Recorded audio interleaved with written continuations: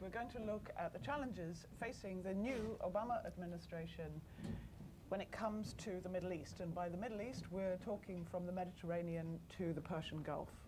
On my right is Professor Sir Lawrence Martin. My predecessor. Professor Sir Lawrence Freedman. There was a previous Professor of War Studies at King's College London, Professor Martin. I do apologise. Professor Sir Lawrence Freedman, who has, in addition to being Professor of War Studies at King's College London, he has recently come out with a book which is extremely relevant to today's discussion, A Choice of Enemies, America Confronts the Middle East.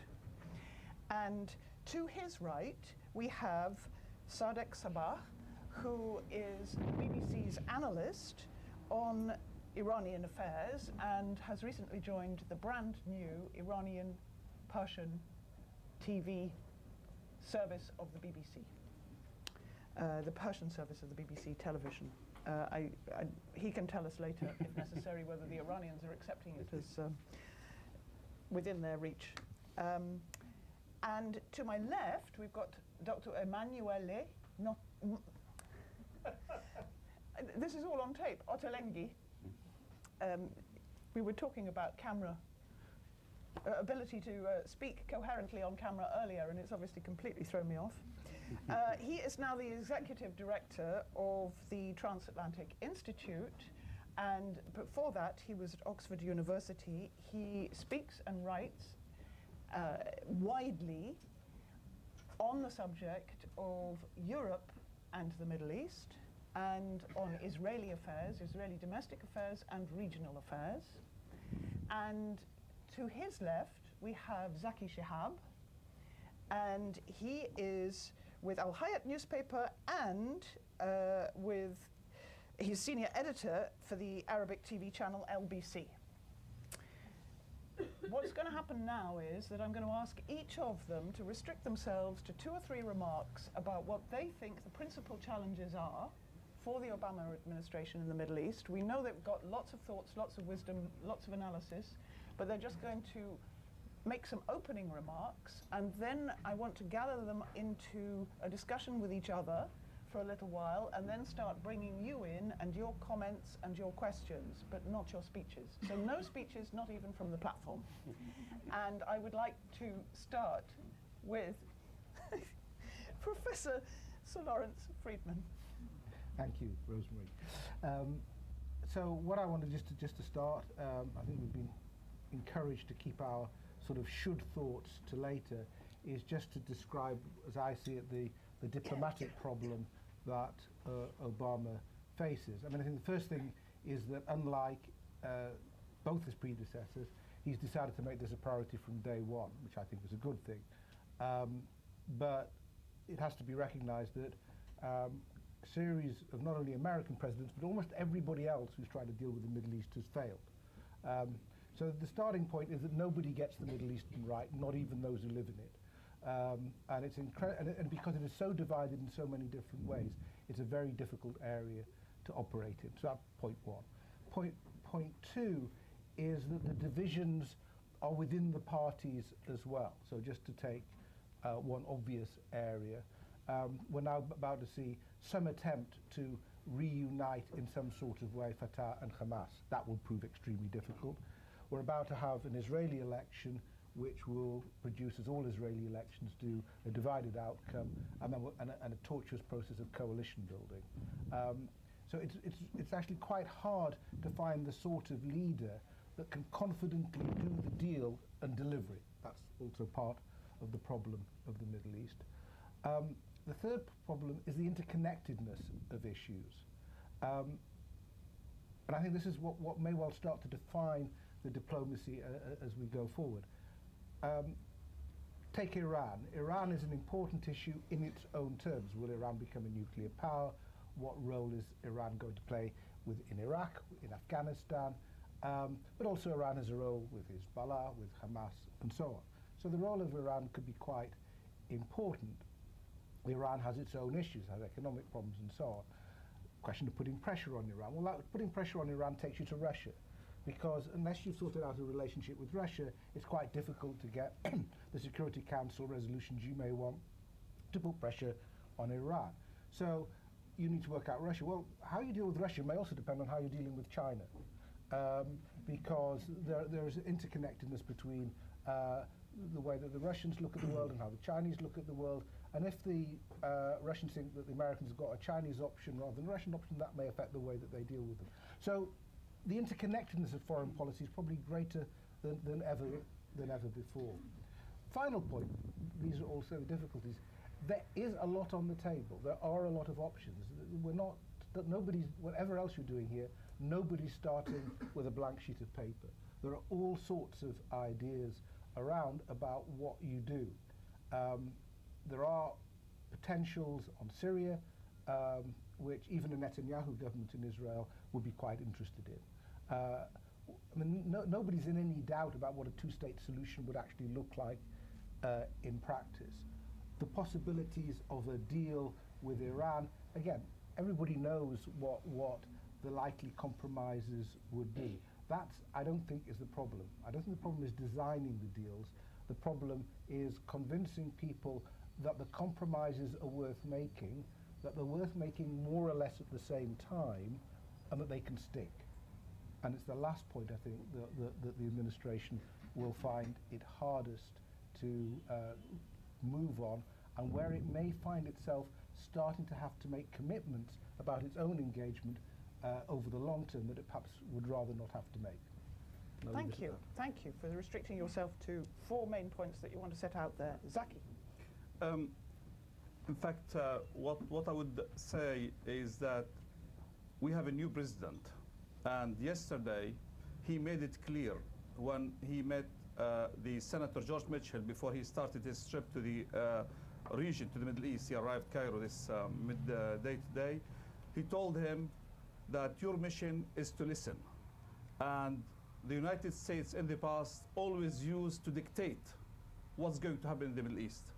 Our job at this stage is to listen to all parties, and you come back and we decide.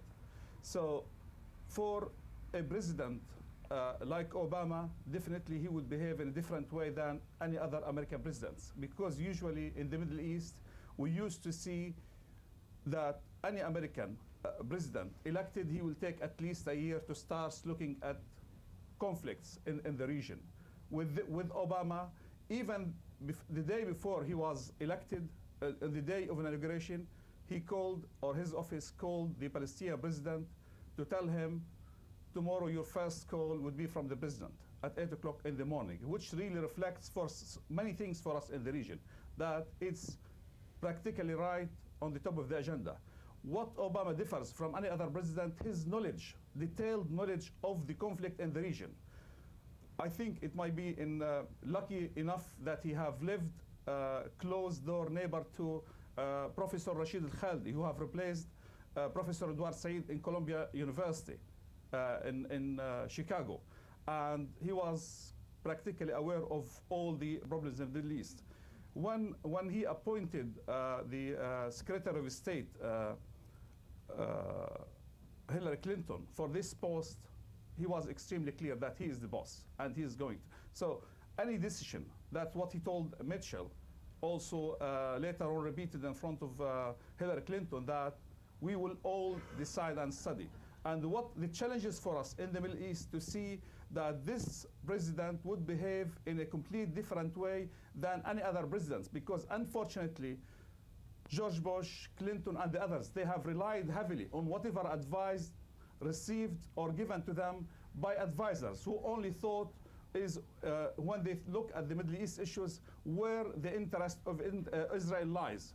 And unfortunately, the failure of these advisors have led to the failure on all fronts, in Iraq, in Afghanistan, in the Middle East. And I think the biggest challenge to see how far President Obama will try to turn the clock backward and try to look at the situation from a different angle. Thank you. Thank you very much, and focusing very much on the American end of things. Emanuele. Thank you, Rosie.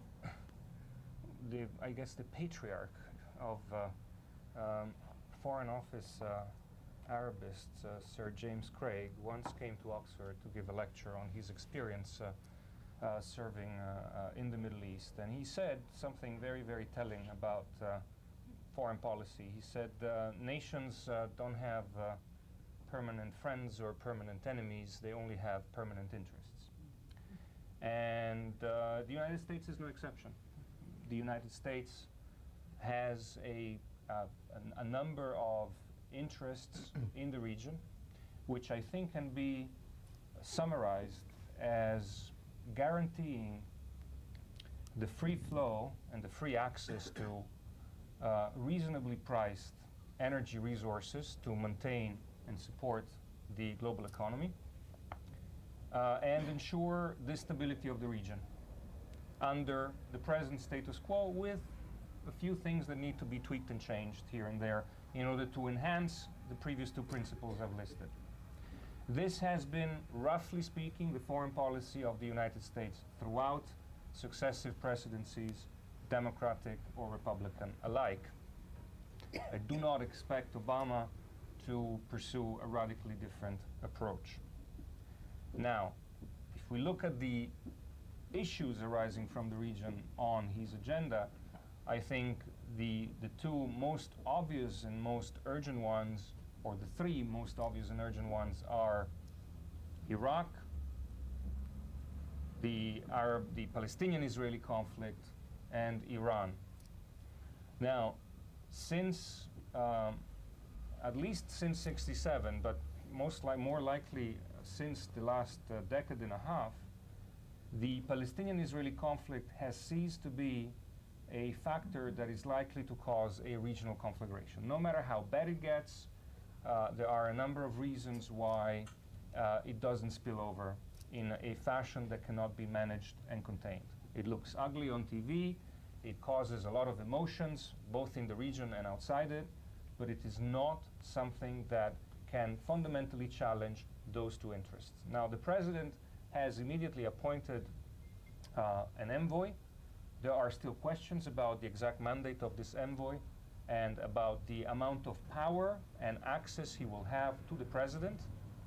So it could be an effort done in earnest and genuine willingness to solve the problem quickly, but you have to be mindful that President Obama comes to the White House on the heels of at least 40 years of diplomatic efforts by his predecessors, which have yielded nothing enduring and of everlasting substance. So if I was Obama, I would look at this crisis and say, if I dip into it as intensely and as passionately and as committedly as the world wants me to be right now, and I fail, this failure early on in the presidency will doom my presidency, even in the first term. So I think, and that's my take, that there will be an effort to restart the process, to show an increased involvement and dedication at the highest levels on the part of the presidency to solve this process, but do not expect a peace treaty with a handshake and with peace and love flourishing in that part of the world anytime soon. Priorities lie elsewhere. Okay, can we come back to you on those priorities a bit later?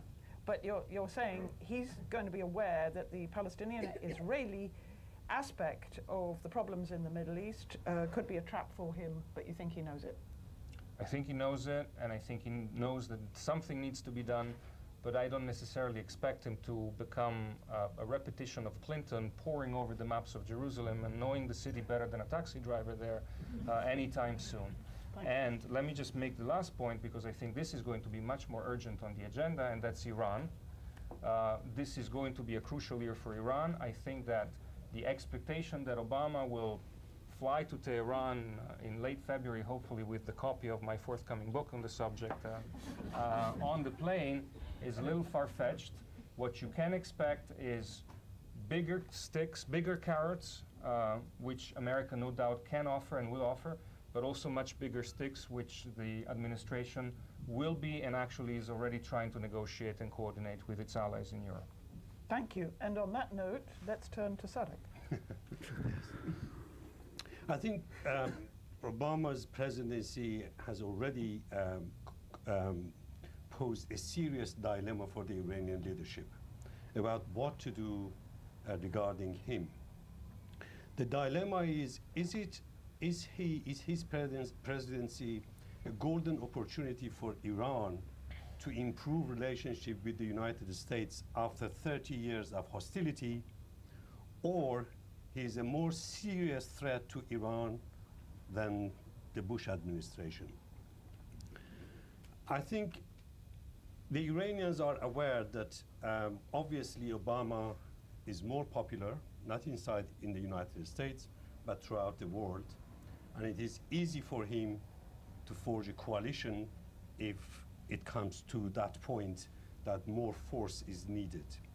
So Iranians, I'm sure, are aware of that he is more likely to be accepted by the international community if it comes to the point when there is more force on Iran, economic sanctions, or even, God forbid, war on Iran. On the other hand, I think the Iranian revolution is built upon anti-Americanism. Anti-Americanism, I think, is a tool of internal policy to a large extent. Iran uses anti-Americanism as a tool to mobilize its forces, its supporters, to suppress opposition. A lot of people in Iran are accused of being lackeys of the United States, spies for the United States. If United States is a friend, who you accuse your opponents be of in the interest. And but at the same time, I think Iran and the United States have a lot of common interest in the region, and that is where I think there could be a rapprochement between the two sides. Iran has strong cards in the region, in Iraq, in Afghanistan, in the Middle East, Hamas, Hezbollah. And I hear a lot of people, I mean politicians, accusing Iran of interfering into Iraqi affairs. I don't really think it is as simple as that. It is, as far as I can remember, this is the first time there is a government in Baghdad which is friendly to Iran. And I think the United States and the West have a strategic common interest with Iran. Probably Iran is the only country in the region which has this common interest with the West to make the current government in Baghdad successful and stay in power. In Afghanistan, I think they also have a common interest. Iran actually helped the West when Taliban were overthrown, and the Taliban and Al-Qaeda, as far as Iran is concerned, are Sunni extremists, and Iranians are Shiite extremists, perhaps, and they don't go along. So there is another interest there, and I think Iran can actually use, the United States and the West can use, maybe, I mean, at one point, even Iranian forces in Afghanistan to defeat the Taliban and the Al-Qaeda. And I think, and also if the Middle East issue is resolved, Iran would be denied one of its strongest cards. Iran is portrayed itself these days as the main supporter of Hamas, which probably is one of the strong supporters of Hamas, and Hezbollah in Lebanon. I think if there is a comprehensive Middle East peace process, Iran would be denied of one of its strongest cards. The main question maybe is the nuclear issue. Okay, can you round up with that? As far as the nuclear issue is concerned, I think the Iranians has made the nuclear issue as a matter of national pride. They have made the life so difficult for themselves. I can't see the possibility of Iranians backing down on the nuclear issue. That is one of the most difficult issues they have to do, unless they are given so much carrot that they can back down. But it must be really, really very sweet carrot. Well, I think we'll need to come back to that. I wonder if we could now get Zaki to comment on something that Laurie Freedman said, and vice versa. Laurie, you laid out the regional landscape, but you didn't say anything about the Obama administration. If you had to identify any problem that the Obama administration will have to overcome on the American side, I'm going to ask you what you would say that is in the conduct of Middle East policy. We all know the conspiracy theories about what drives American policy in the region. And Zaki, I wonder if instead of concentrating on how the region is perceiving the Obama administration and what so far is new about that, could you tell us something about the regional landscape? You are the man that wrote the book about Inside Hamas. I mean, we've only just had Hamas and Hezbollah mentioned. So are these going to be spoilers for whatever policy the United States comes up with? Laurie? Well, just if it's on the point that isn't to me, everybody in the Middle East is having a variety of reappraisals at the moment. For some for local reasons, some because Obama, for the reasons given, is a new factor himself. He's a new president, 8 years potentially to run. He can be there a long time. How much do you snub him at the moment? He's offered diplomacy. This is new. I mean, just the very fact that he's interested in diplomacy and thinks that words matter and is articulate and grown up and so on. All of this is new.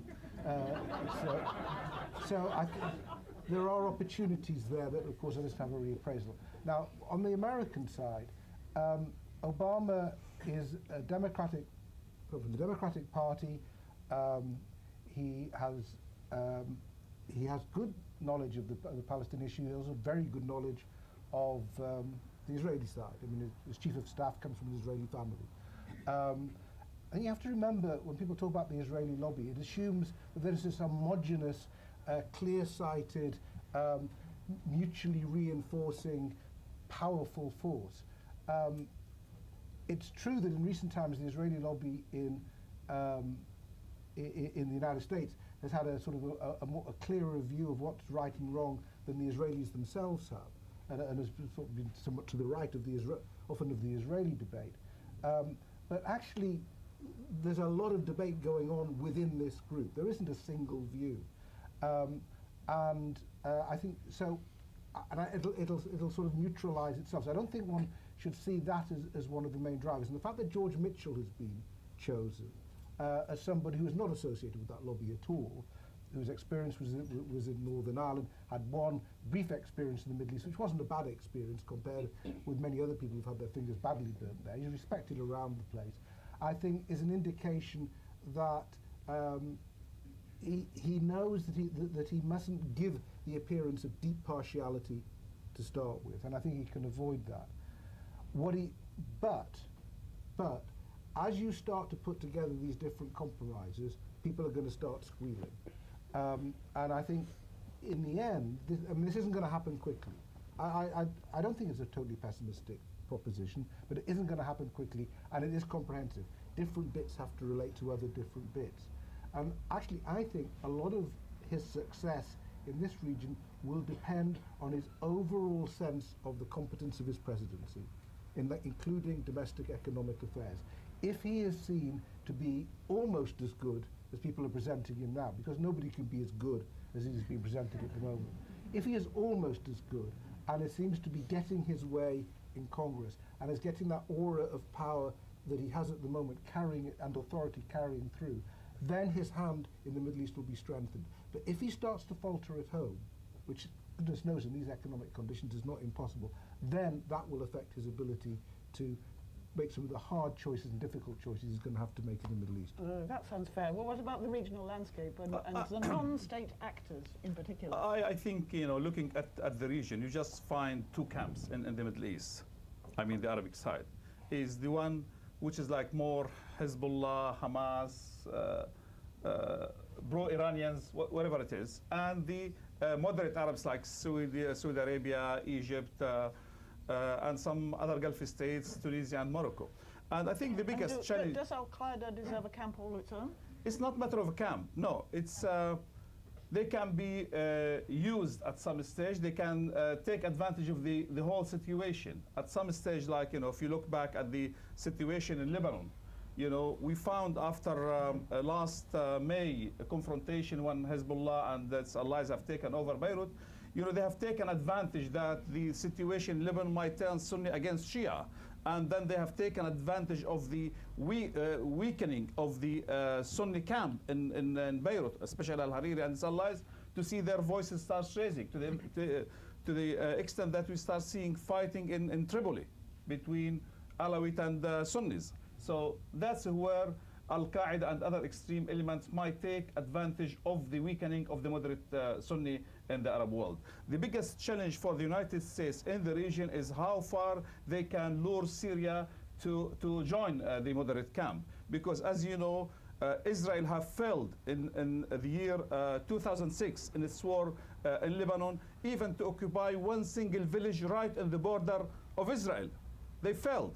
And in their offensive against Hamas, completely they have failed. Hamas kept firing missiles even after the day Israel announced its ceasefire. So practically only luring Syria and try to weakening Hamas in the Arab world, close the tab on Hezbollah and the access of weapons, whatever Hezbollah can get via Syria or via Iran. So practically it's so important and challenging for the United States to distance Syria from Iran for so many reasons. I'm sure the price is going to be extremely high. There was a summit in Kuwait recently where for the first time King Abdullah of Saudi Arabia have shook hands with President Bashar Assad.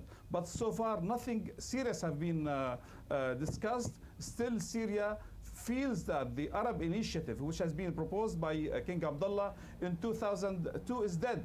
And even King Abdullah himself, in an attempt to try to maybe open the door for some kind of unification with the others, he said that the Arab initiative is not going to be on the table forever. Okay. Now, just to round up there, but are Hamas leadership and Hezbollah leadership at all interested in being wooed or included? That's very important. 2 years ago, in Mecca agreement, Hamas made a very important step forward when they have agreed to form a unity government with Mahmoud Abbas in Mecca. In that agreement, Hamas have given Mahmoud Abbas the authority to negotiate on behalf of the Palestinian people. And much more important than that, and in presence of Khalid Mash'al, they have accepted all the agreements signed between the Palestinian Authority and the State of Israel. They formed a unity government, but unfortunately the West have refused to deal with such a government. At that stage, the extremists within Hamas have told the moderates who have opted to accept whatever the Palestinian Authority have made, in terms of agreements with Israel, and they told them, look, you've done whatever you want to do. They were willing to go even for long-term ceasefire, but when they were refused. So the importance now that the West have to take it step by step, and the French, they were a bit sharp recently. Sarkozy, less than a week ago, he said that he's able to accept or to deal with Hamas ministers if they form a unity government with Fatah and others. Very good. Now, are the Europeans, whom you watch from Brussels, are they going to be any use to Obama in this complex diplomacy? Which Europeans? If the French European, the French haven't even taken notice that their presidency is over. Look, the Europeans are divided on all those issues. They have different interests, different approaches, and their foreign policy, their common foreign policy always ends up being the lowest common denominator. However, especially on the issue of Iran, what matters ultimately is the position of the bigger players. If you look at the balance of trade between the two sides, Europe and on one hand and the Iranians on the other, most of the formerly Eastern European countries, for example, have little, if no, relation, or it's very insignificant. And it's really the bigger players who are also negotiating on behalf of the European Union who matter so much. Of course, there's countries like Greece who draw about half of its national oil consumption from Iran. So there are factors. There's Austria, who's investing significantly. I But can we go know on, it's been, but we know it's been the but EU3. the point is that Europe has the key to a much more effective, tighter, and painful sanction regime. And what the Americans, and certainly what Obama surrogates have been saying to the Europeans since November is the following. You have been asking us to speak directly to Tehran. You have been saying the Iranians keep dismissing our proposals because they say you don't have the Americans on board. We want America. We Americans now, under this new administration, will deliver what you think is critical to moving the dialogue forward and solving the nuclear standoff. But the trade-off is that while America will provide the bigger carrot in the form of a negotiator who is about to be appointed, who will handle the Iranian file, and who most likely will be Dennis Ross, the trade-off is we talk to them, you increase the sanction pressure, because the Americans can do all sorts of things in the sanction business. They can shut off banks, they can cut the Iranians out of the dollar zone, and so on and so forth. They can do search and seizure in the Gulf of Aden, and etc. But they can't hurt them significantly, although the financial sanctions have hurt the Iranians badly. Europe can do a lot more. So the trade-off will be America says, we talk to Iran, and Europe does the sanctions. And that's what they're talking about right now. That's very interesting. Sadek, can we come to you? In terms of the multiple layers of sub-layers of decision-making in Iran, what do you think is vital that the Americans have on their side to be able to deal with Iran pre and post elections? I mean, it's being mooted today that the Americans are not wanting to start the rapprochement process until after the elections in case they get a more palatable president. But either way, what would you caution the Americans to be aware of when dealing with the labyrinth of Tehran? I think what has not happened in the West usually about the Iranian power structure, nobody takes Ayatollah Khamenei seriously. Everybody is talking about Ahmadinejad, but Ahmadinejad is nobody. To be honest with you, Ahmadinejad in Iranian political structure is nobody. Actually, the president of Iran is nobody. This is a clerical government. You have the supreme leader of Iran, Ayatollah Khamenei, who sees himself as the shadow of God, as the representative of the God, and that is how his followers see him. And in the West, we usually talk about Ahmadinejad. Of course, Ahmadinejad makes noise. He's a clever politician. He sets policies which are sentimental for the regime, for instance, the Israeli issue, the Holocaust, or things like that, and others have to follow him. Of course, that is what he does. But I think if one day the clerics find out that he's becoming a liability, they can easily get rid of him. I think the West should take Ayatollah Khamenei seriously, and the West should understand where the power lies in Iran. It is so it doesn't matter about the elections? Not really. I mean, Okay. the presidential election. And you keep saying the West. So is there a role for Europe here? Of course, the Europe, because Europe at the moment they have relations with Iran, they have ambassadors in Iran, even Britain has an ambassador in Iran, they can play a more positive role in Iran and acknowledge Ayatollah Khamenei as the supreme leader of Iran and also engage Iran. I mean, even in the Middle East peace process, I think, if there is going to be, I think Senator Mitchell also should visit Tehran. I mean, because I don't think you can have a comprehensive Middle East peace without taking Iran seriously, because Iran can always cause problem. Iran can always tell Hamas, don't accept it. I'm not saying that they are the luckiest, they would listen 100% to them, but they have a huge leverage on them. And it is the same in Lebanon. So I think actually it is difficult for America and Iran to speak directly about their own problems. But it is easier if they talk about other issues affecting them. As Iran and the United States spoke in Iran, the ambassadors of two countries repeatedly met in Iraq and talk about Iraqi security. Yeah, and both sides could justify it. We are not talking directly. They were talking directly, but they said, no, we are not talking directly. We're talking about Iraq. It is direct, but it is about Iraq.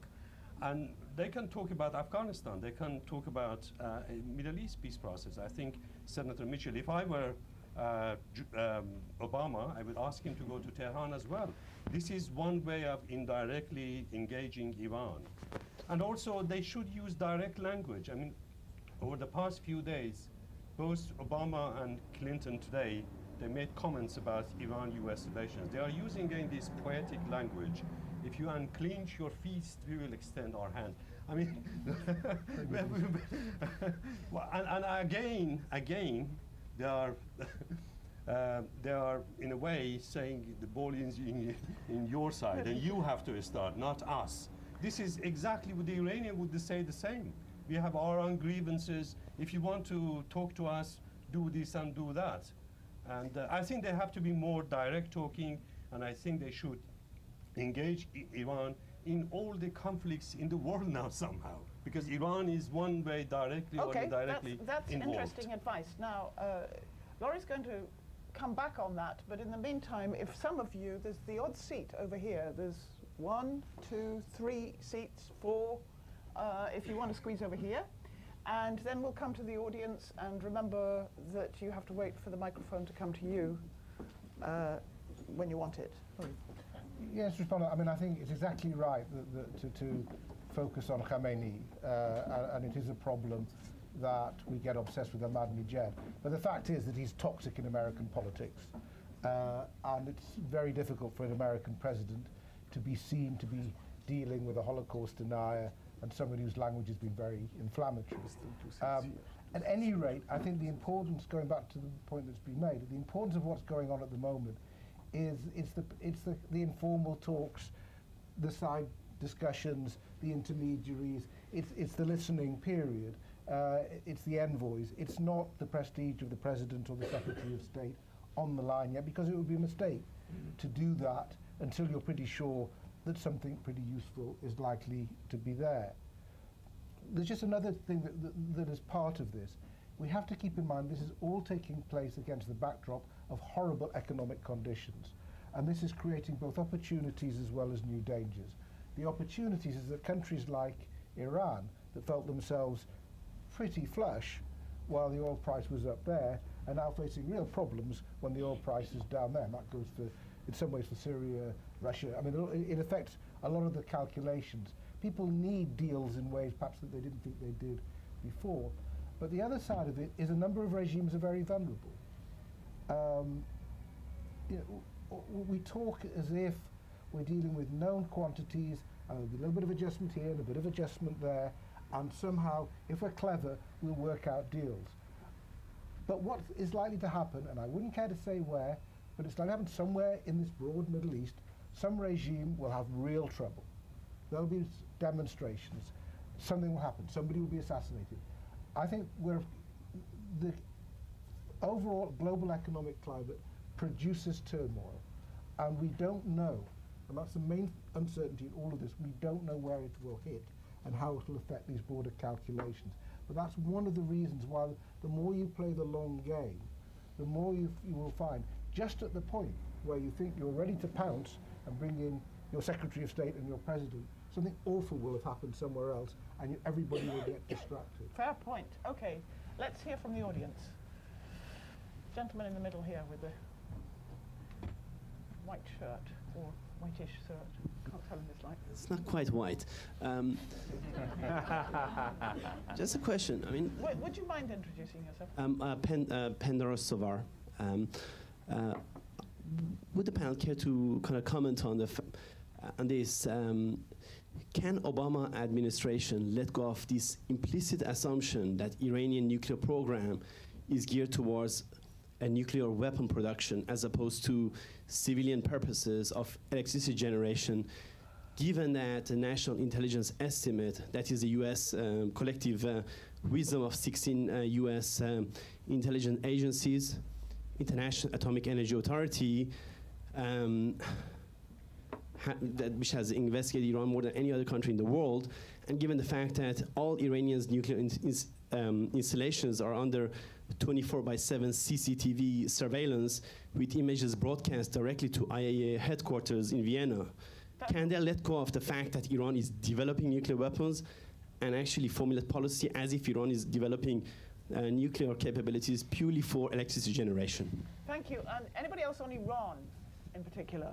Here. I would like to know why Would you like to introduce yourself? So my name is Chris Wangler. Worked in documentaries for many, many years, spent a lot of time in the Middle East. One of the questions I find very, very curious is that we hammer Iran for the possible development of nuclear weapons when Israel has had nuclear weapons since the 1960s, by an estimation by the US between 50 and 200 warheads. They have never allowed IAEA inspectors in, which is one of the reasons we bombed Iraq back into the Stone Age, and nor have they ever signed the Nuclear Non-Proliferation Treaty. Why do we set up one set of ground rules for one set of nations and totally ignore another? And given the subject of today, is Obama going to be different?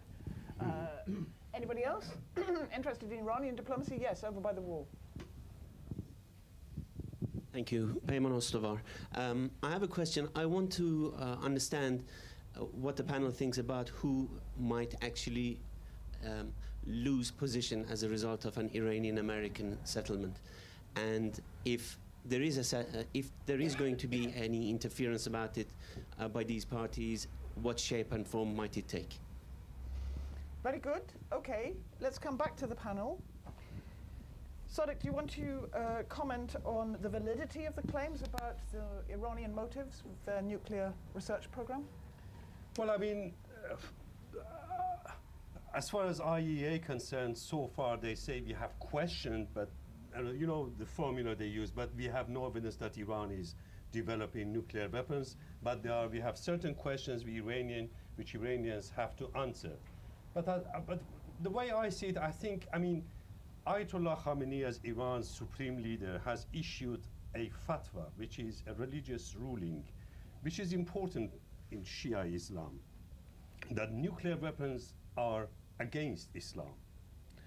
And I don't think a senior religious leader like him can issue a fatwa in public and in private tell his Revolutionary Guards, no, not serious, please go ahead and you can do. I mean, it's not as easy as that.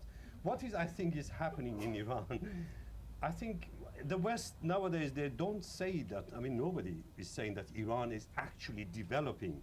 What actually they are concerned, Iran is developing a capability to build nuclear weapons if they decide, which could happen. If Ayatollah Khamenei dies, there is another supreme leader. He could say, my fatwa is different. Now we face a new situation, we can develop nuclear weapons. Or even Ayatollah Khamenei can change his views, of course, but that should be in public. That now there is different circumstances and we need nuclear weapons. But what is the West is now concerned is the capability. And Iran is, of course, is capable of enriching uranium, and then it is a matter of about this is technical process. Is it 90% you need to enrich? And once you have the capability, of course, you can enrich it more and more and make the bomb. But the fact of the matter is Iran is a member of NPT. And as a member of NPT, every nation as a member of NPT has the right to enrich uranium. I remember I once interviewed Jack Straw as foreign minister, foreign secretary, and he told me what we are asking Iran is not to exercise its right for the time being. He says we don't deny Iran the right, this is Iran's right. What we are asking Iran not to exercise this right for some time until a trust is built. Fair enough, which brings us back to the regional repercussions. So Zaki, at some point, can you talk about the Gulf Arabs? But wait a minute, let's hear about Israeli fears of an Iranian nuclear capability. If I may step back for a second and add a little bit of substance to the answer. First of all, I don't know if the gentleman spent his free time reading the IAEA reports, which are okay. So if you're familiar with them, first of all, you know that there is a concern about a history of concealment. As a member of the NPT, Iran, first of all, does not only have the right to pursue peaceful nuclear energy for civilian purposes, but also has taken a solemn commitment never to develop nuclear weapons.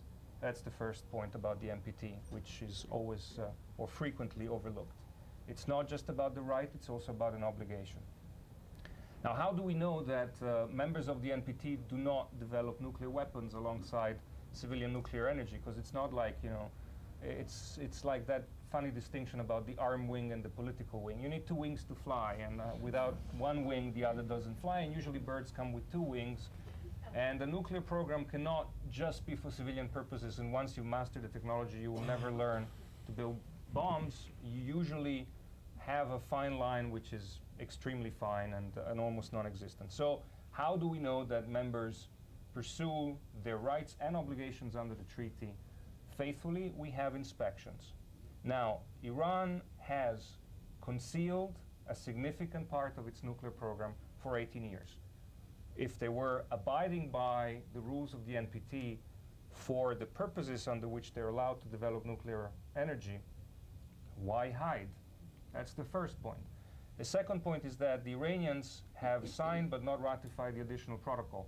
So while it is true that there are CCTV cameras monitoring 24/7 what's going on in the declared facilities, there are a lot of undeclared facilities, and the Iranians are hampering the inspections, making it extremely difficult for the inspectors to perform their job, and basically certify that Iran is indeed only pursuing civilian nuclear energy alone.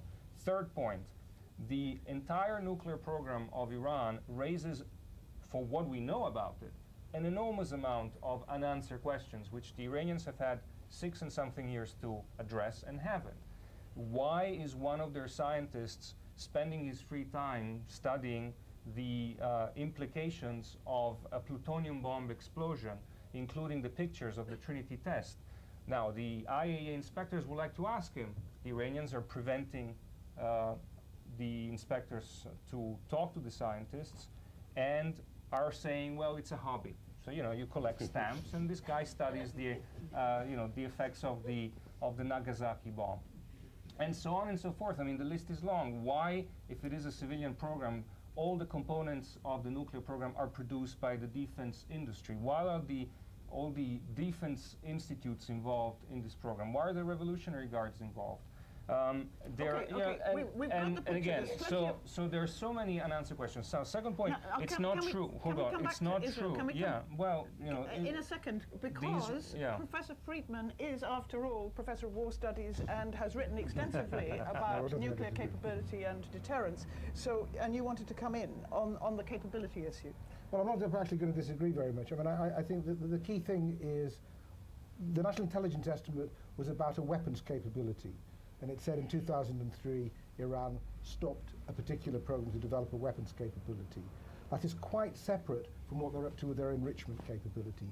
There is no point in doing what they're doing with enrichment purely for the sake of civil nuclear energy. I just think you just have to take that for granted. And there is no point in concealing it in the way that it was described if it was a purely innocent activity. They don't have the reactors to take use of it. If they were going to do it, why don't they spend more money on reactors? So let's accept that what they're trying to do at the moment is to develop the capability should they choose to weaponize it. It's not the same as weaponizing it, should they choose. And one of the issues in the current debate is whether or not it will be satisfactory to the Iranians, because these programs are often important to a country to show that we can do it. There is a nationalist element in this. You could even see it with the Indian or Brazilian programs in the past. Let us show that we can do this. We're capable scientific power. And if they've done that, then they're satisfied.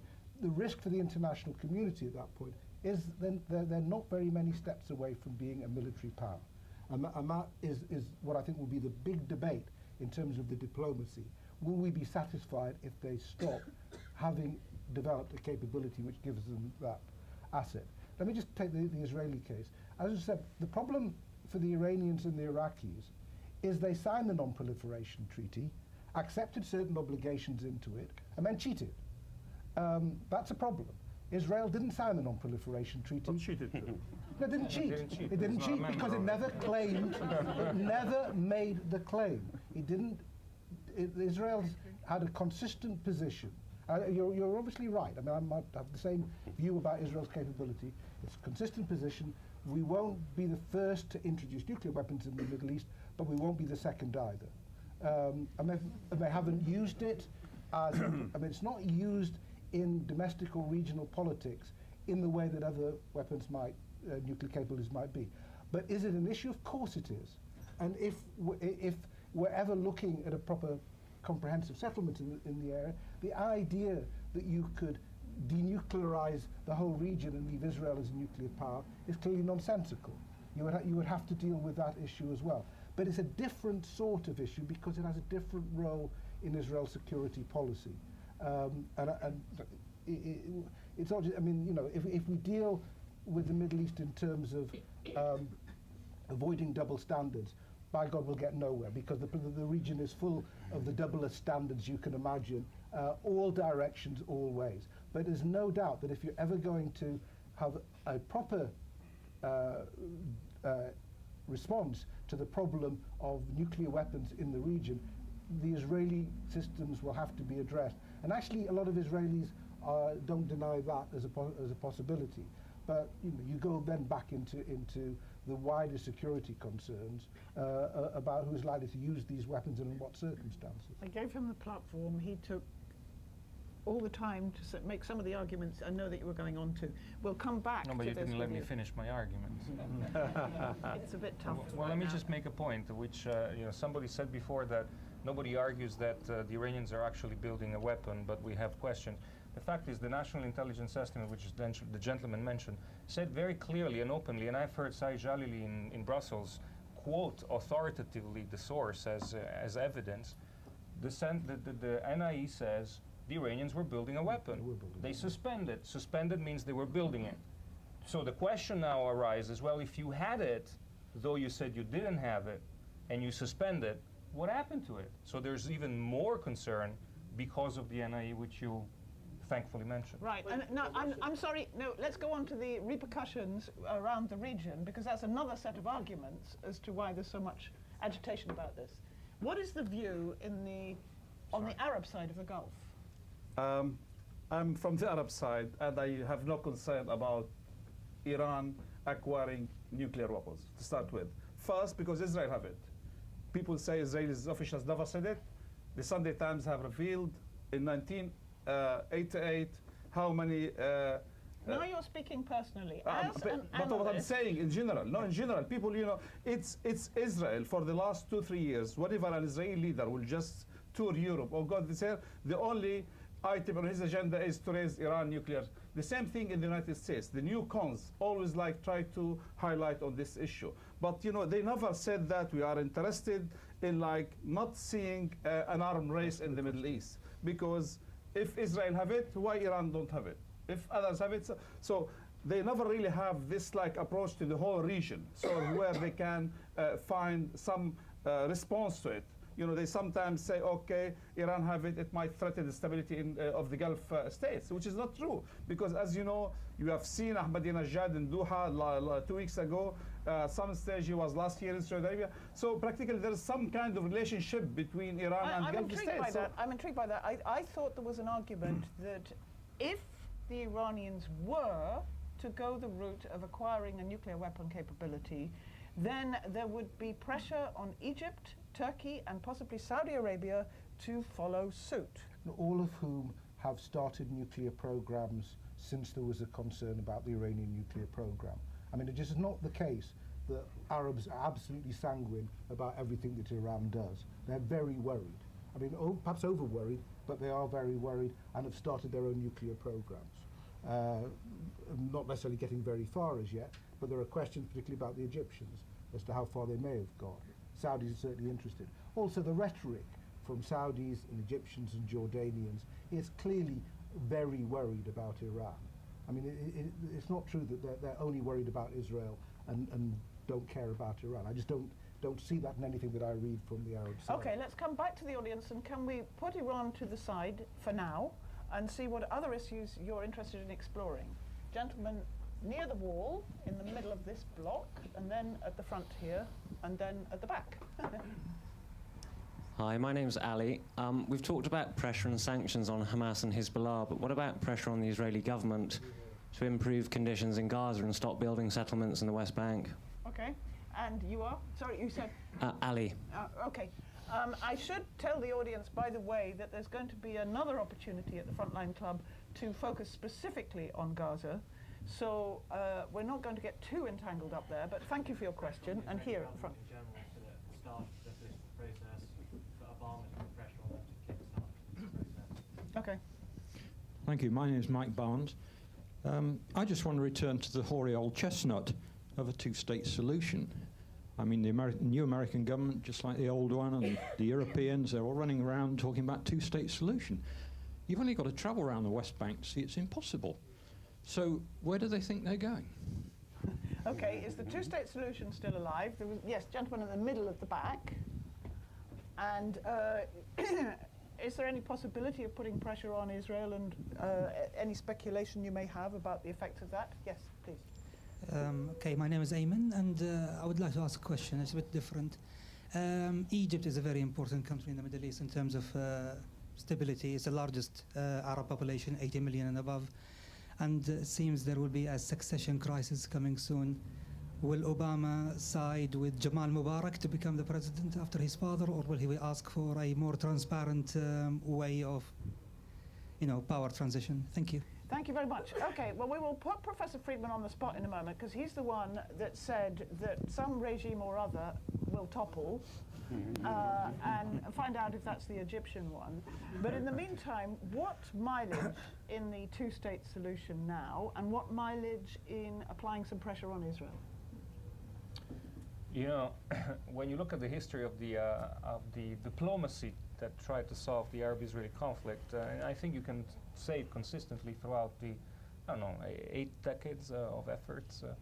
You can describe it as two engineers sitting at the bottom of a very deep pit, and they're stuck there. And one of them says, "I have a solution to come out," and the other says, "What's the solution?" He said, "Well, assume a rope." And we're still assuming a rope. And I promise you, and the other gentleman who asked the question, that the international community will continue to assume a rope for certainly the next 4 years, and maybe 8 years of Obama's presidency, and we will probably have this debate in January 2013 or 2017, and I'm glad that you're inviting us back. But I personally, as I said it before, this is mostly, right now, a human interest story. It's not what is going to blow up the region. And therefore, it's something that it's not likely to be solved, and it's not just about pressuring this or pressuring that. It's about the fact that anyone who studied carefully the story and the recent developments of the conflict knows that even when you take the most committed peace activists and politicians on the Israeli side and the most committed, moderate, peace-committed leaders on the Palestinian side, the gap between them is still extremely significant on substantial issues. And, again, not every problem has a solution, unfortunately. We think that that's the case. Emanuele, thank you. Thank you very much. But I think the rest of the panel is going to have to comment, because I think they're coming from a slightly different perspective. Even if you were correct up until this last December and January, that the Arab-Israeli conflict or the Israeli-Palestinian conflict does not have the capacity to unsettle the region, I think we were hearing a slightly different assessment from other members of the panel. What I would say, I won't agree with him that we will come back after maybe 5 years or 10 years and we'll discussing the same problem. No, the region is changing. No one, have expected to see Hezbollah launching missiles and targeting the heart of Israel, or forcing a third of the Israeli population to flee the north. The same thing, if we looked back, 10 years ago, we will never expect Hamas would launching missiles 10 kilometers, 15 kilometers, 20, and up to 50. and to target some part of Israel. And I'm sure ignoring the problem is also forcing the others to be more creative, to force Israel to change the aspects of this. Israel, with the whole army, with the best units in it, went into Gaza. What was the result? The only success they made is when they completely destroyed every single building in front of them. But they never approached, the neighborhood. They never stopped missiles, fired at Israel. And I can assure you, if the peace process is not going to make some achievement in a year, I think there will be different calculation. At this stage, we have seen some kind of people watching outside. We have seen for the first time Arab leaders reacting in different way. So many things happened in the past of Israeli offensive. There were demonstrations. Arab leaders have ignored it.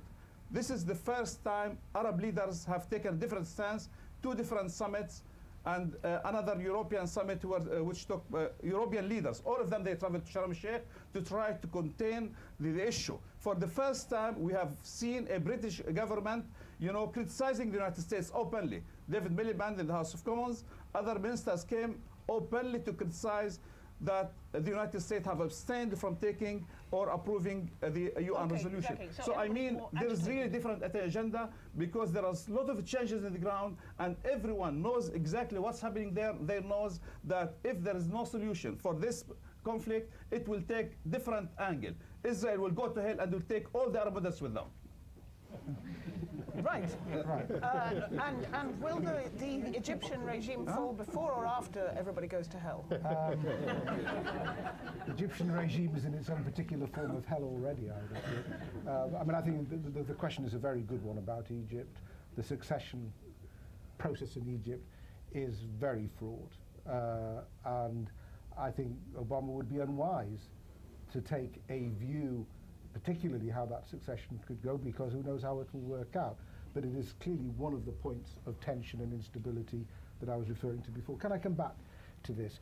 Let's get clear about a couple of things. First, if you want to understand why the Israelis get nervous, notice that they withdraw from southern Lebanon because everybody tells them to and they get missiles. They withdraw from Gaza because everybody tells them to and they get missiles.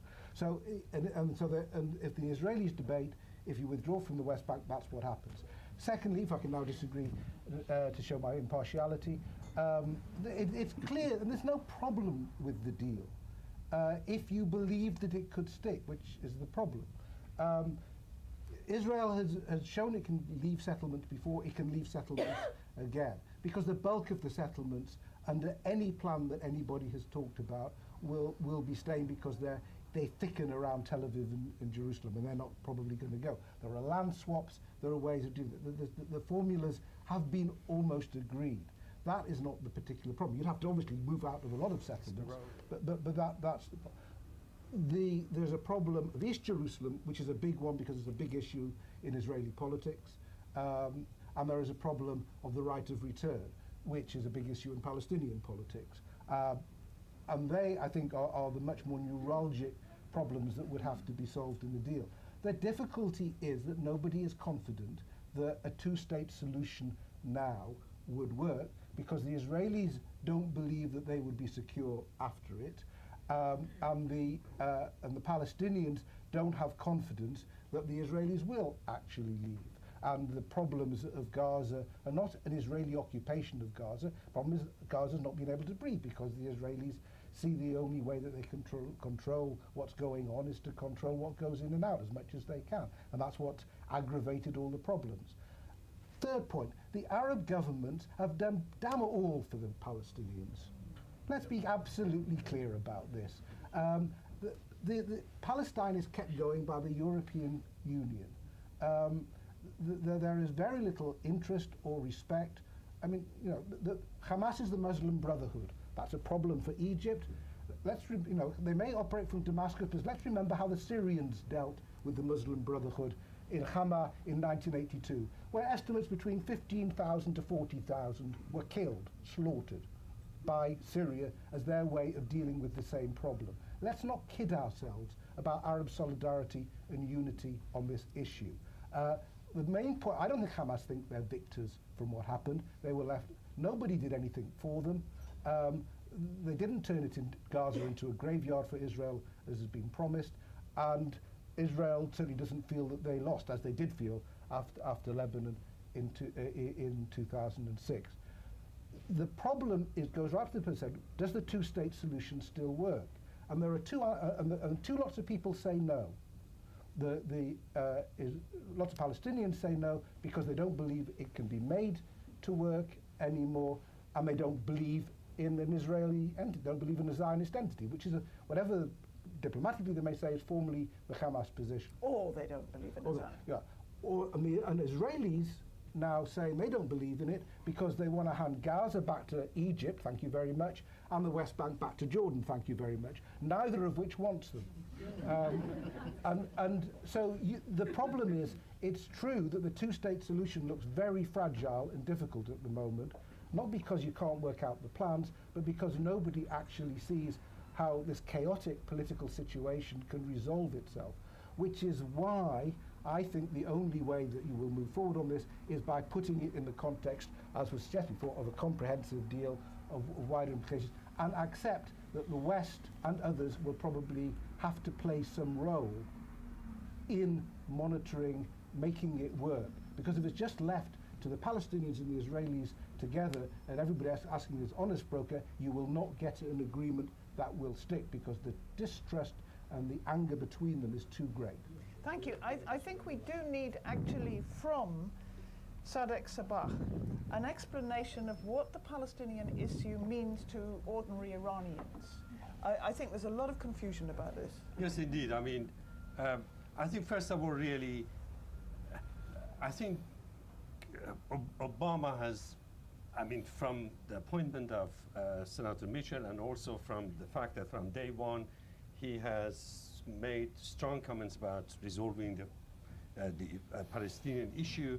I think he has come to the conclusion probably that this is really the cause of all the troubles in the world. I mean, the Palestinian issue, all this terrorism happening in the world, all this anger in Muslim countries. I mean, what else could be the main cause for all this anger in Islamic world, including in Iran, than the Palestinian issue? It is such a big issue.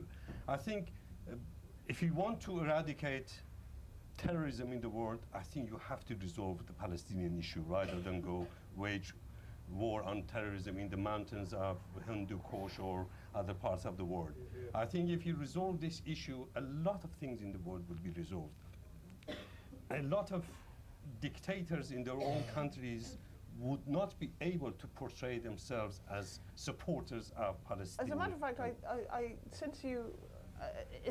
since in Iran there is a history of cooperation between the PLO and the opponents of the Shah, I understood that there was a sort of comrades in arms issue which didn't go much beyond the leaders or senior figures in the administration and the Revolutionary Guard Corps in particular these days. Yes. And that at the street level, there may be discomfort when they see Palestinians suffering, but it doesn't seem like a national issue. No, yes, you are right. I mean, a lot of ordinary Iranians are concerned that their government pays so much attention to the Palestinian issue and gives so much support. I hear from a lot of ordinary people that there is poverty in Iran and Iran is paying huge amounts of aid to Palestinians. You hear that. But I think, I mean, it's not only, I mean, the Palestinian issue is not only Iran and Israel, it's not Islam, and it is, I think, a human tragedy. I mean, it has nothing to do with Islam or I mean, in the streets of London, it was not only Muslims who were demonstrating, it was many other people, walks of life, who were demonstrating against the Palestinian tragedy, whatever was happening.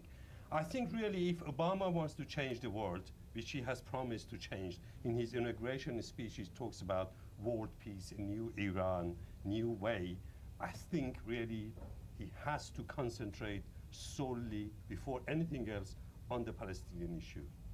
Thank you. We're going to take those 3 questions, and that's it. And I do thank everybody so far for being so succinct.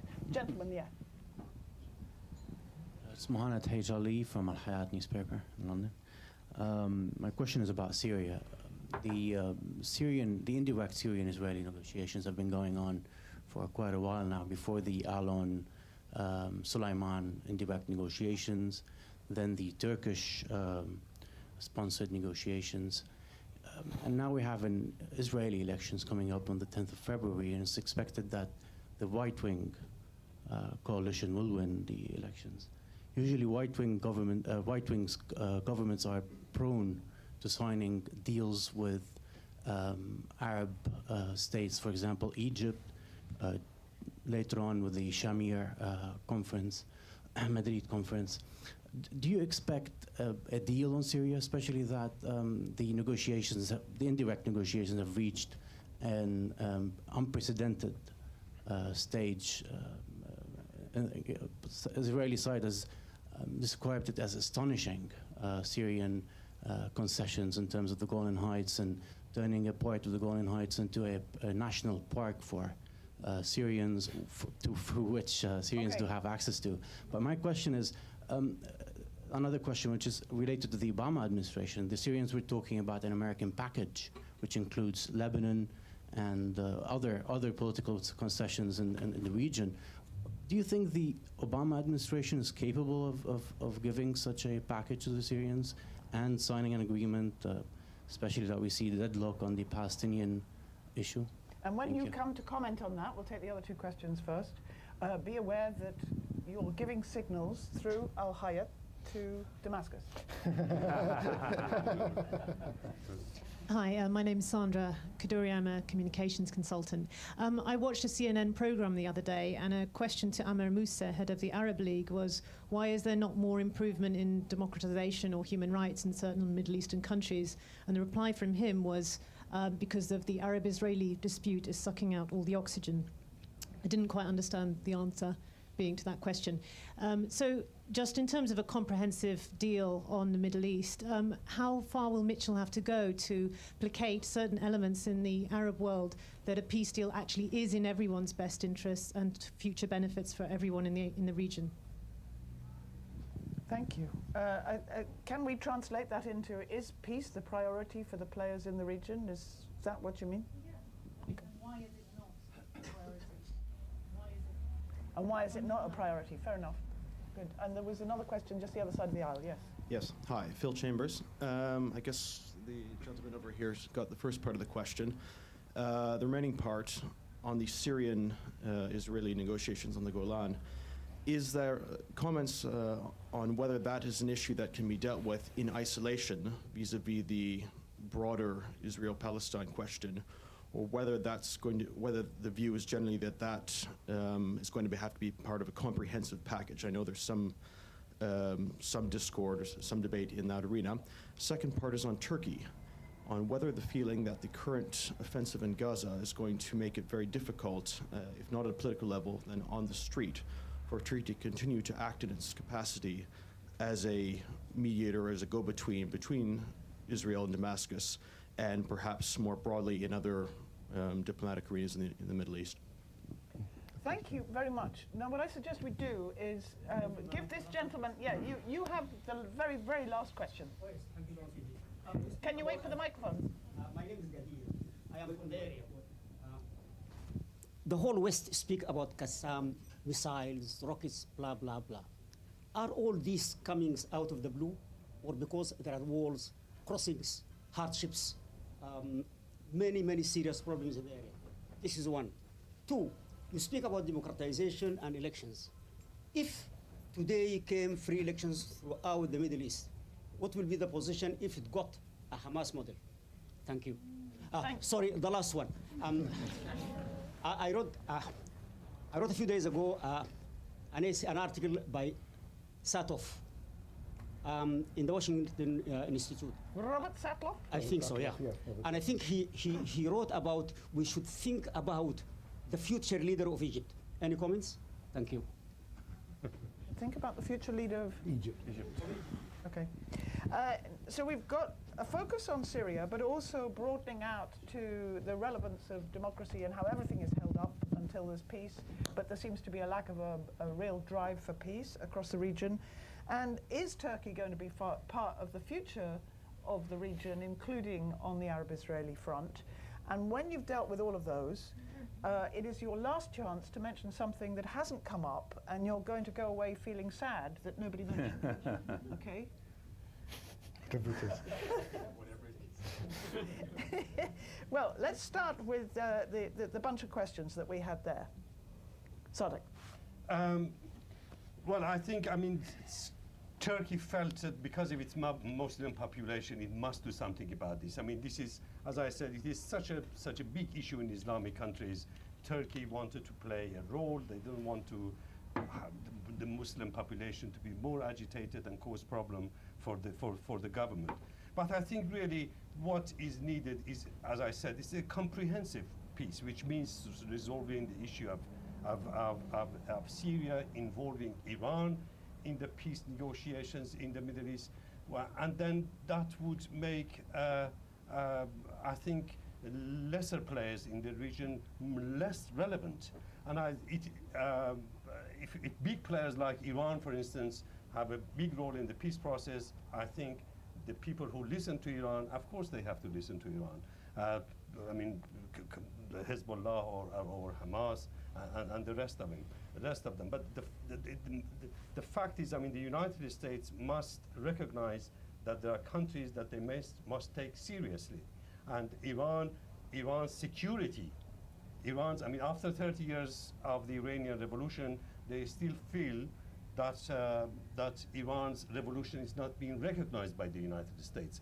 And of course that makes the Iranian leadership nervous, and they want to make... So to encapsulate, don't make the Syrians choose between Iran and America. Yes, indeed.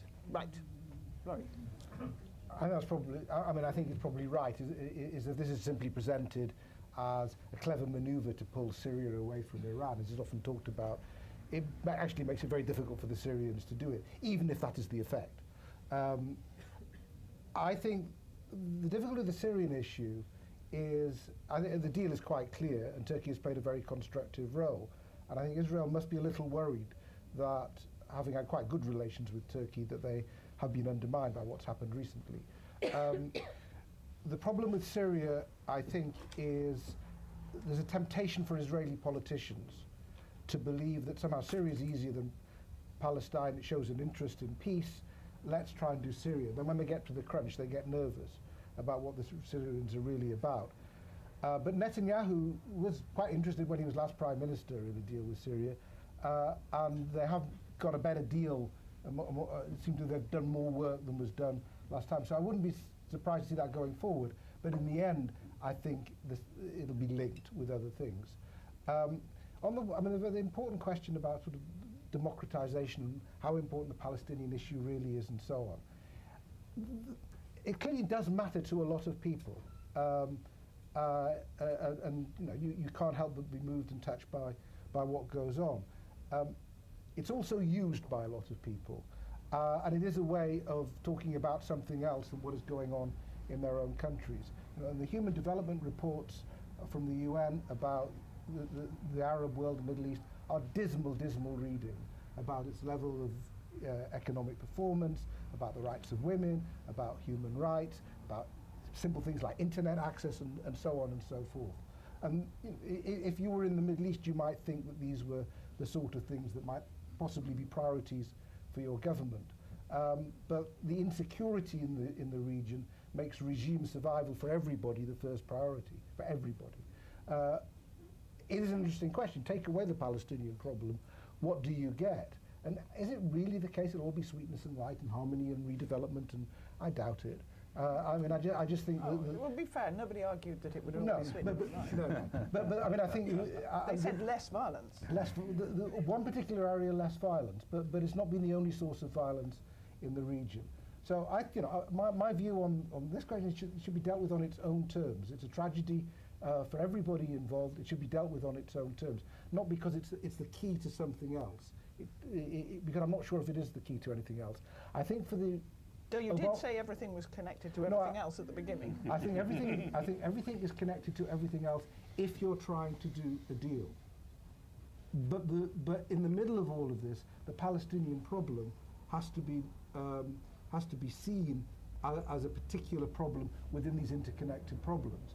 It's not, solving it doesn't necessarily make everything else a lot easier. Remember, when I'm talking about the interconnections, you're talking about Hezbollah, Hamas, Syria, as well as the Palestinians, and that leads with Iran. They're all part now of the Arab-Israeli problem. They're not, it's not just an Israeli-Palestinian problem. I think for one final, I think that for the Obama administration, this question of whether you can let human rights pass without comment is going to be a very difficult one, because the logic of what they're saying is you're going to have to turn a lot of blind eyes to things. And whether they're going to find that quite so easy in domestic American politics, I'm not sure. I think, and we'll come back to the Egyptian issue, I'm sure. Fair enough. Emanuele. Well, let me start from the last point, because the last time a president put human rights before supporting an authoritarian but friendly regime, they lost Iran, and they didn't support human rights in Iran as a consequence. I don't know how much counsel President Obama takes by former President Carter, but maybe he would want to look into that episode when it comes to dealing with regimes like Egypt. Now, I don't think that the supreme and vital interest of the regime, of some of these regimes, I mean, we tend to treat the Arab world as if it was one thing, united and uniform, which is the same as saying that the English world is one thing, united and uniform. The fact is that these regimes have different interests and different priorities, and approach the issue differently. I mean, I heard very different language from Arab leaders about the Hamas conflict. Mubarak said on December 11, 12, a few days before the conflict started, he said that Iran is set to devour the Arab world. I mean, so that seems to me a bigger concern for those regimes. They see the peace issue, of course, as a festering wound and as something that creates troubles for them. But I don't see this priority above all else. Now, the challenge for the president, I think, will be to manage the peace process.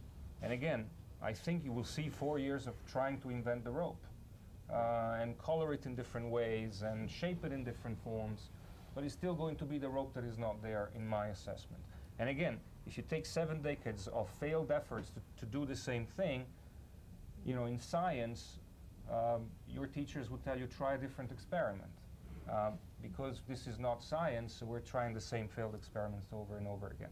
Now, what I do think is that there is going to be a very significant debate on Syria, because the truth is that if you look at the European Union, if you look at the US policy community, both inside and outside the administration, and the Israeli policy establishment and security establishment, there is no agreement. There is a school of thought that says, engage Syria, offer them carrots, take them away from the Iranian embrace. That will isolate Iran, will make it more malleable to a negotiation and a deal that suits our interest. And there's one side of the argument that says, you can try that, but it's not going to work. Now, I can tell you from first-hand knowledge that in all the months of talks that went on in Turkey, the Israelis constantly asked the Turks to ask the Syrians, because they were in adjacent rooms, but they had to go through the mediator, asked the Syrians, are they willing to reconsider their relation with Iran as part of the package? And the answer consistently came back, no. So can you convince Bashir to give up a relationship that has become a lot more organic than under his father, which is the last time that Netanyahu and an Israeli prime minister negotiated with Syria? The father was a very different story than the son. I am not sure. So we're left with this.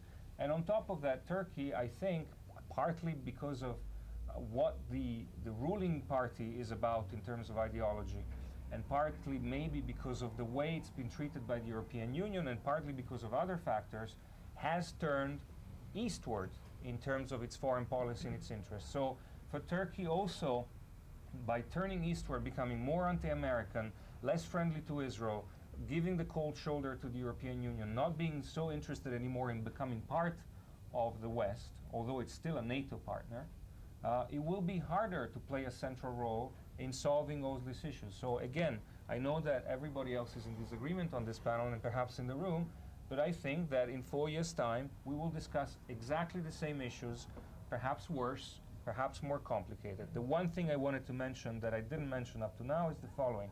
Iran is a revolutionary power. It is not a status quo power, and that's what makes the issue so difficult. It's not about bringing about the apocalypse to the region, first to Israel and then everybody else. It's about what President Obama called a game changer.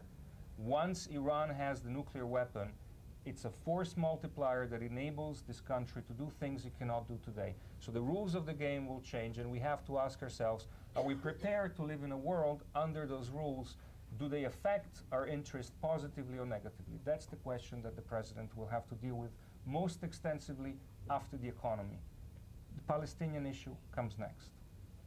I've got 3 points. The first one, Obama, for who have not followed the news today, made his first interview for an Arabic station.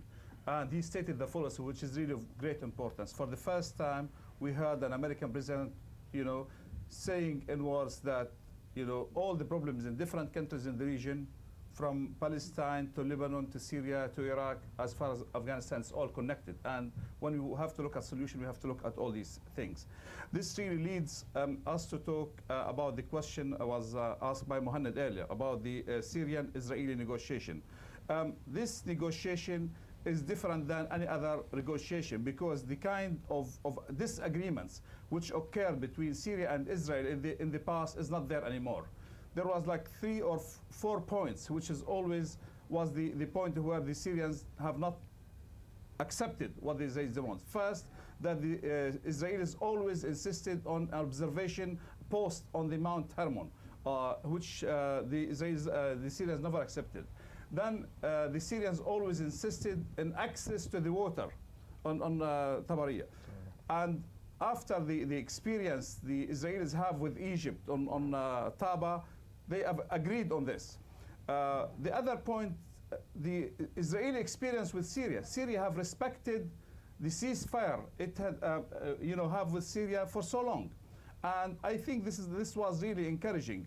The only things, as my colleague mentioned, is that first, what's going to happen in terms of the relationship with Iran, and the second, that I think this interfighting between Israeli politicians, that each one want to claim that he have really achieved the agreement with Syria, was one of the issues which was delaying the whole thing. So definitely for the Syrian government, Israeli withdrawal from Golan Heights is an important, and it's going to be part of any peace deal in the region.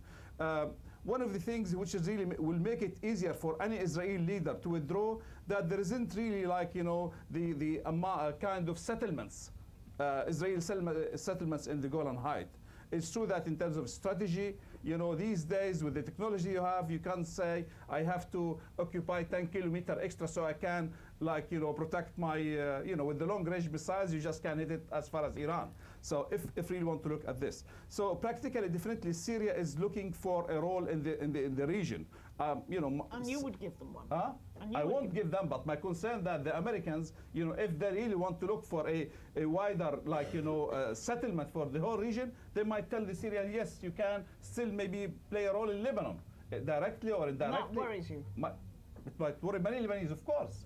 Yeah, and even if you want also to look for some kind of settlement in Iraq, you might ask also for the Syrian help. So practically there is a role for Syria to play, and I'm sure that Israel is not Syria. I'm not saying is not going to give Israel on like clear check. So Syria at this stage will try to negotiate to see what they can achieve as a result of this. For Turkey, just my last point. Very last point. Yeah, that's it. That's very important. Turkey, the Islamic Party is ruling Turkey. And Erdogan, practically, he's the closest to Hamas government. He was the first to congratulate Hamas in its victory in the election. And as you know, Turkey have enjoyed always a good relationship with Israel. They have diplomatic relationship. So I think the Erdoganization of Hamas is of extremely importance for an American president to look at. Turkey is enjoying this diplomatic relation with Israel, part of NATO, looking forward to be part of Europe, and still they are moderate. So I think the point here is why instead of cornering Hamas, boycotting it, its elected government, no one have questioned you know, the way they've been elected. So why they won't look at these stages and, you know, try to find a way of dealing with Hamas? That's really the most important thing, to look at the role played by Erdogan. That's your final message. Yeah, that's it, yeah. Is Erdoganization. Listen, I said something about what's left out. I think you will all agree that actually between the four of them, they covered the territory pretty comprehensively. And the only thing they left out was South Asia. So, but you limited us to the Middle East. But they were limited to the Middle East.